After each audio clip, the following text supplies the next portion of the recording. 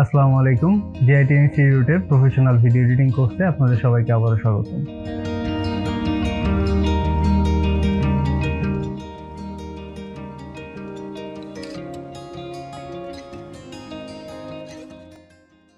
ফার্স্টে আমাদের একটা সিকোয়েন্স নিতে হবে। সিকোয়েন্স নিয়ে নিলাম একটা আমরা। এবার ফুটেজ, আমরা দুইটা ফুটেজ এখানে সিলেক্ট করি। ধরেন এই একটা ফুটেজ, মানে ট্রানজিশন মানে কি, দুইটা ফুটেজের মাঝখানে কিছু একটা, এমন কিছু একটা দিতে হবে যাতে দুইটা ফুটেজকে সিমলেসলি, মানে দুইটা ফুটেজের মাঝখান, মানে এই যে এই ফুটেজটা থেকে এই ফুটেজে যখন যাচ্ছে তখন এটা জাম্প কাট হচ্ছে। এই কাটটাকে আরো একটু ক্রিয়েটিভ আর একটু অ্যাট্রাকটিভ করার জন্য আমরা ট্রানজিশন ইউজ করি। ঠিক আছে, সো আমরা এখন এখানে ট্রানজিশন ইউজ করব। ট্রানজিশন ইউজ করার জন্য আমাদের এখানে এই যে টাইম স্ট্যাম্পটা, এই যে দুইটা কাট মানে দুইটা ফুটেজের মাঝামাঝি বরাবর রাখতে হবে। আমরা আরো জুম করলে দেখতে পারবো একদম এই দুইটা ফুটেজ যেখানে জয়েন করছে তার মাঝখানে বরাবর আমরা রাখছি। এবার আর কি আমাদের কাজ হচ্ছে আরেকটা লেয়ার নিতে হবে, যে লেয়ারটা হচ্ছে একটা পলিথিনের মতো অ্যাডজাস্টমেন্ট লেয়ার, যে লেয়ারের উপরে কিছু থাকে না, বাট ওই লেয়ারের উপর কোনো ইফেক্ট দিলে সেটা তার নিচের লেয়ার গুলোর উপরে ইফেক্ট করে।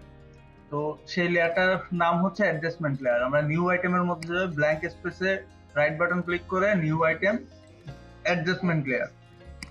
ধরেন মাঝে মধ্যে কি হয়, এই পুরো জায়গাটার মধ্যে ফুটেজ ভরা রয়েছে, এখন যে কোনো জায়গায় আপনি রাইট বাটন ক্লিক করলে এরকম আসতেছে, ঠিক আছে। তো সেই ক্ষেত্রে এই যে উপরে যে জায়গাটা আছে এইখানে রাইট বাটন ক্লিক করে এই মানে এইগুলা আনা যায়, মানে অপশন গুলো আনা যায়। তো নিউ আইটেমের মধ্যে গেলাম, এখান থেকে অ্যাডজাস্টমেন্ট লেয়ার ক্লিক করলে আমাদের এই যে সিকোয়েন্সের যে সাইজটা, সেই সাইজ অনুযায়ী একটা অ্যাডজাস্টমেন্ট লেয়ার আমাদের কাছে দিয়ে দিবে। এবার আর কি অ্যাডজাস্টমেন্ট লেয়ারটা আমরা এই দুই ফুটেজের মাঝামাঝি বরাবর এখানে উপরে রেখে দিলাম।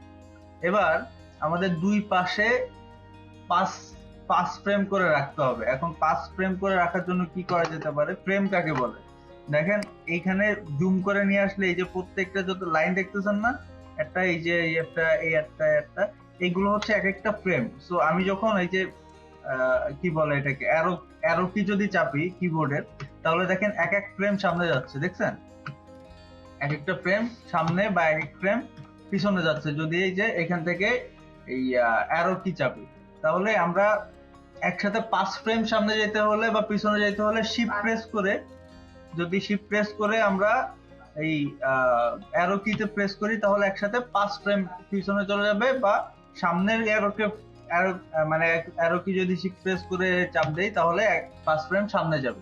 তো এখান থেকে আমরা পিছনেরটাই চাপ দিলাম, দেখেন